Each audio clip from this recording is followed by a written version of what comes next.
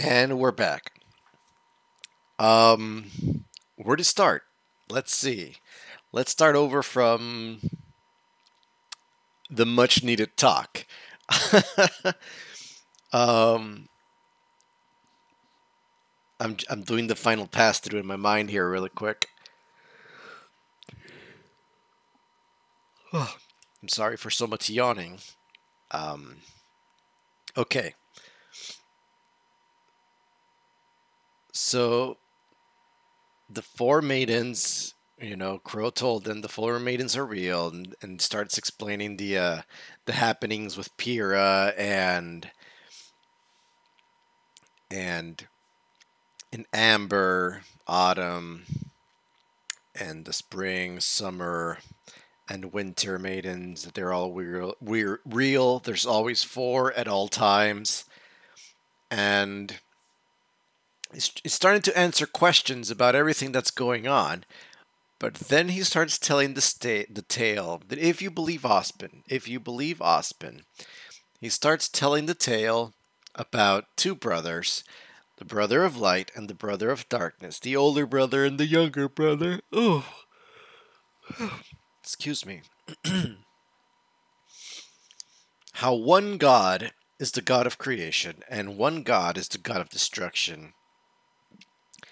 And they have this quarrel between them, right? And the younger brother finally creates something that shares his value, which is the creatures of Grimm, right? Now, what really sat weird with me was that when the brother of creation had a stern talking to his younger brother and told him, "Bad brother, bad Oni-chan." The younger brother and the older brother made this agreement carried forth by the older brother, in which I'm so sorry, excuse me, I'm so yawnful. The older brother came up with the idea, and he said, "You know what? Let's put our differences aside and let's make something together so that we can both be proud of our creation. Because I create things, you destroy things. So let's let's work together." And they created humans, right? I'm there so far. So then they created humans that have the power to choose to be creative or destructive, to have darkness or to have light, to choose their own path, right? Oh, that feels terrible. Excuse me. To choose their own path. And look, there's our creation, but they forgot one minor detail. They forgot one minor detail. The creatures of Grimm were left with the humans so that the humans can fend for themselves with the creatures of Grimm. I don't get that. That's like the brothers are like, "Hey, look at the humans. Oh, great. Oh, look, your Grimms are coming. Oh no, look. Oh, that's terrible." What? I don't know. That sat weird with me when I was hearing the story. It's like a loose end that the two brothers didn't think about. How, if we're going to settle our differences, we need to clear the slate, eliminate everything and start anew. Because the brother of destruction has the power to do away with things, right? So instead, he created creatures of destruction. Why doesn't he do away with the creatures of destruction that are putting in jeopardy his creation that he created with his older brother? Unless there's an ulterior motive and some other ransom nonsense that he had this notion of, like, let's work on something together, but deep down inside, I still want to destroy it. You know, unless that's the case, then it totally makes sense. I guess. But that was interesting. So there are also four relics, and there are 4 kingdoms. And there are 4 academies. Ha! I get where this is going. This is good. This is good because it explains why originally I thought Ospen was like so, I guess not focused, but adamant. He was so adamant in that the tower must not fall. And originally, I thought the reason behind it was because he wanted to protect the CCCTTS, right? I thought he originally wanted to protect the transmit communication transcontinental system for the communication towers, because if one falls, they all fall, and everybody's silent. Nobody can talk. But it turns out there's more to that than what we originally thought. Apparently, excuse me, apparently, I mean, we knew that under Beacon Academy there was a vault because that's where Amber was. And when Cinder went downstairs, she's like, how, what's the word she used? Not presumptuous. Was it presumptuous? Probably. I don't know. Let's go with presumptuous. So Cinder called Ospen presumptuous. All along, you had it underneath Beacon Academy. Huh. And I'm guessing underneath in the vault is where that relic is. But surprisingly, did Cinder know about the relic? Because I'm sure Salem knows about it, because Crow was pretty clear talking about it, saying that we can't let her get her hands on it, and she's trying to get them. So clearly she knows that there are relics. Got it. But did Cinder know? Was that Cinder's mission, or was she just, filling in for something else? Awakening the dragon. Is the dragon the relic? Oh, because the dragon. Well, he came from the mountain. No, he was sleeping in the mountain. He wasn't inside Beacon Tower. Ooh, the relic of destruction is the dragon. Ooh, huh, huh. Kevin has a bigger role to play than we thought originally. Oh man, there's so much information to try to connect with everything else that we have so far. It's definitely something interesting to keep in mind. Um, is Kevin the relic? I'm not sure, because there's 4 relics. There's the relic of destruction, creation, and I forgot the other 2, unfortunately, because names. But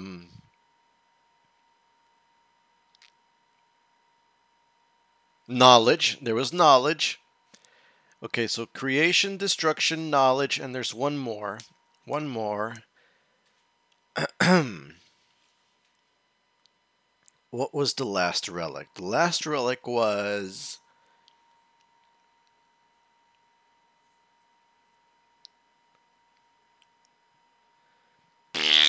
unknown. But there's one more relic. We will later on find out what it was. But knowledge, creation, destruction, and blank. I might remember in a moment. Give me a second. Let me go through the other things that I want to talk about.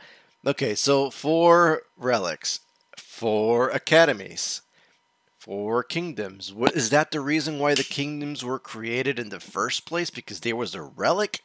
And they're like, hey, look at this. Hey, oh, I feel enlightened. Or hey, let's destroy. Or hey, let's create.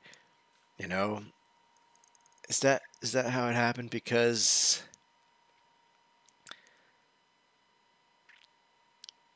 according to the world of remnants, because let's go there for a really quick moment here.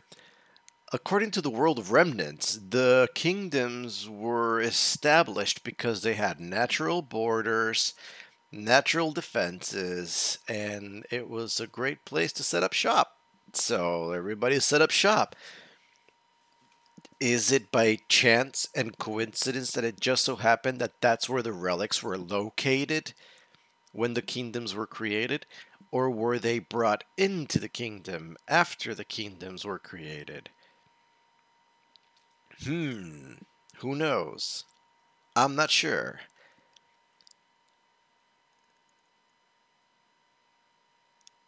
And the academies were created on top of the relics so that there was always trained fighters around the relic. I don't know. There's a lot of things that I can't quite put my finger on properly, and I can't quite make the connections properly. I might be missing something, or I might not be thinking straight about something. Um, I don't feel that clear right now as far as like my mental focus. I can't remember the fourth relic or the first relic. One of the relics. I can't remember it right now. So, I think I might be missing something here. Let me try to go over things again. Hold on a second. Because all the fairy tales are true. There's always four maidens. That's another one. There's four maidens, four relics, four. Four is important, but why? Why is four important? Four kingdoms, four continents. One, two, three, four, including the island of Menagerie. Mm, mm, mm, mm, mm, mm, No, no.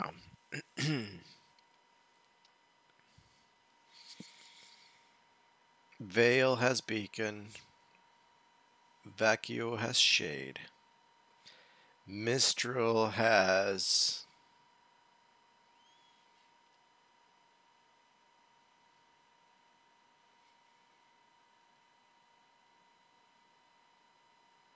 Haven.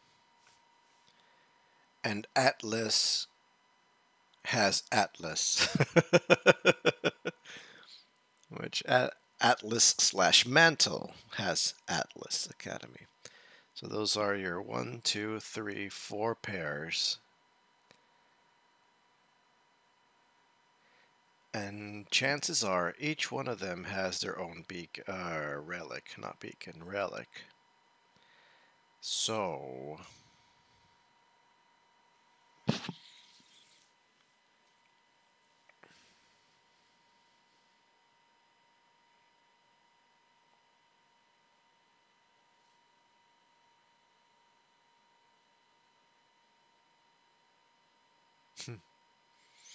I wonder who has what with what and where and why. Because if beacon is destruction, then that must mean that Atlas might be creation. Minstrel, the creative people, it could be creation or it could be knowledge. And then shade.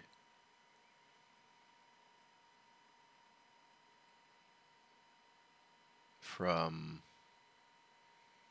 vacuole. They might be the fourth relic. Which I don't know what it is. If I remember what it was, I might have a better alignment set up here, but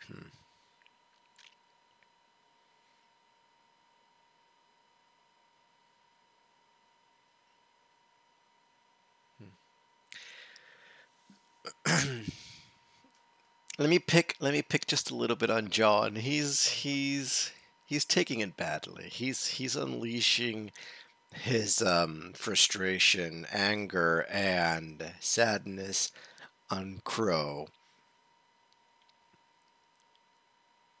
Maybe he has this notion that if Crow was more involved, maybe Pyrrha could have been saved. And I feel that he's trying to find a channel to focus his emotions through, and that happens to be Crow, unfortunately. Um,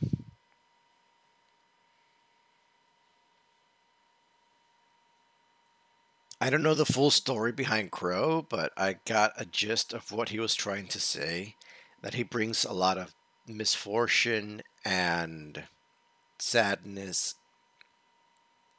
and disaster upon his friends and at the same time his enemies. So that's why when he fights against other people, it's great because he's bringing misfortune to them.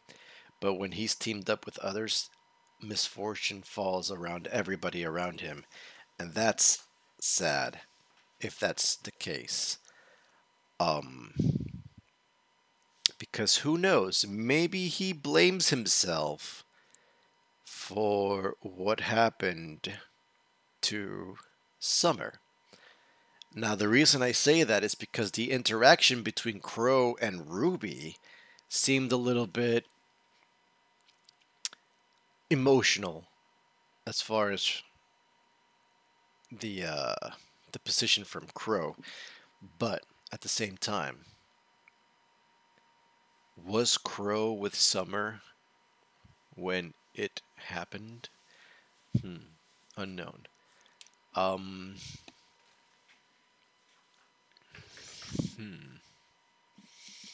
because I know they were all part of a team, a hunter team, based on the picture at least. It was Crow, Raven, Summer, and I think it's Ty, Yang's dad. Also RWBY's dad. Hmm. Hmm. Yeah.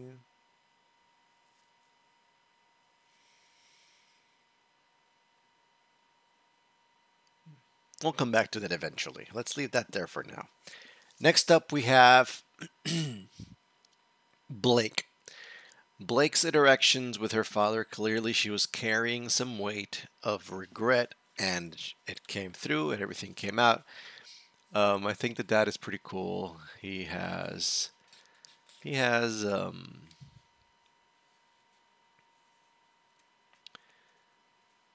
knows how to approach and how to manage a conversation with what appears to be an estranged daughter, which is Blake. Um, when they stepped down from the White Fang, she called them cowards, and she stayed with the White Fang, and she got involved with Adam, and a lot of bad things ensued after that. And now she feels guilty, remorse, and she feels undeserving of the love of her parents, or from her parents. But her parents don't feel that same way at all. They don't have these negative thoughts about her. And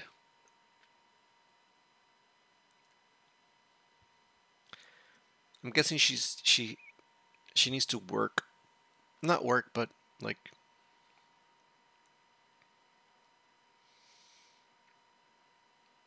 come to terms with herself, with her feelings of what she feels were negative actions from her part that made her, I guess, feel sorry, or not sorry, but feel more like guilty of her actions and her choices in life. And now she feels that she has to make up for it, starting with her family, her mom and dad. So that's going on.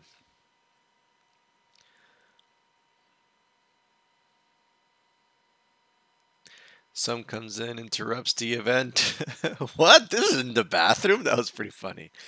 Oh, and I caught the joke of not all my friends would agree with you. I totally caught that one that was a reference to Weiss's dad. Oh man, that was good. That was good. I caught that one.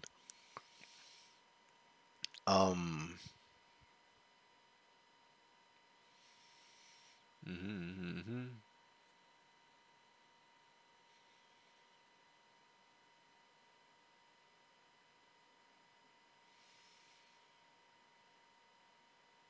And then there was the spy. Blake runs off. Yeah, the way Sun worded it. The White Fang is evil. I told you so, and I'm gonna bring back your daughter. It sounded like the White Fang kidnapped Blake, but it wasn't the case. So I feel sorry for the mom. Hmm.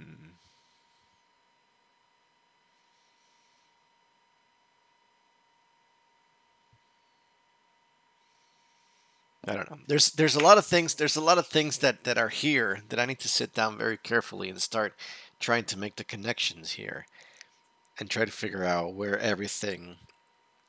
this new little bits and pieces of information start falling in place and how everything kind of like comes across. Another thing that I picked up that I heard mentioned was that the souls combine. So so that brings me back to what I was talking about originally with Oscar and Ospin and Omar and Orlando and all the O people, how their souls combine. So the souls become one, which is really interesting because that means, but then it brings me back, it makes me think about the fact that if the souls are combined, why don't you hear any other voices coming from Ospin talking to Oscar? Only you only hear Ospin. It.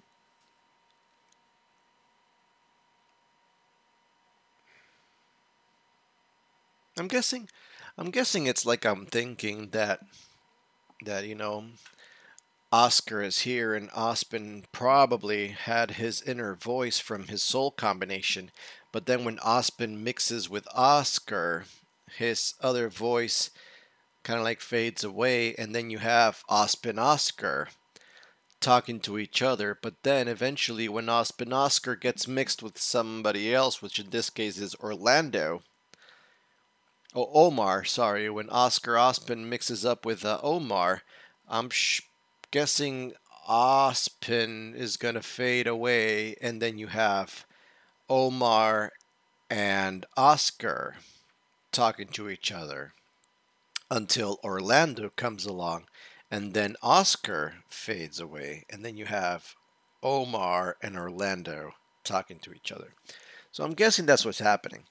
Because if it was the other way around, where the combined souls become one, and then you have this huge combination of souls and souls and souls, and man, how long has this been going on? You got to think to yourself how long this soul combination effort has been happening, and you have this this triglyceride chain of souls just all mixed in there. That's what would that be? Would that be cool or would that be weird? All these voices talking to each other and everybody talking. I guess the best thing I can come up with would be like. Mm, Wah. I don't got anything to compare to that.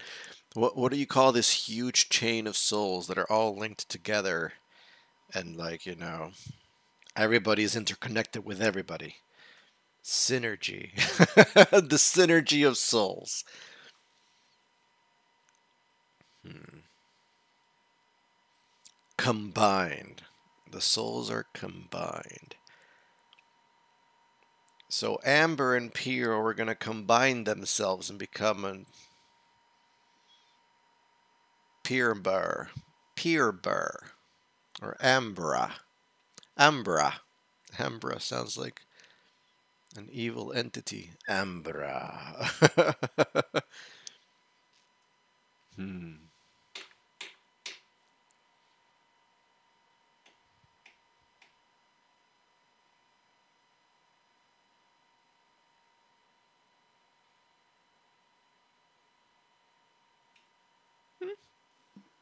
I'm not sure. But anyway, let's leave it here. It's getting late. Do I still have time? Yeah, I got time. I'll make my deadline, or I made my deadline because you're gonna be watching this before midnight, and blah blah blah. But I recorded this pre. Yeah, you know how it works. Anyway, let's leave it here. Thank you so much for watching. I greatly appreciate everything that you do and all of your support. You guys are truly awesome. So thank you. Um, Other than that, I guess that's it. To all my Patreon supporters, you guys are still out there. Thank you so much. You guys are super awesome. And while it's not necessary, the fact that you guys do this out of your own free will to support me, I greatly appreciate it. So thank you very much.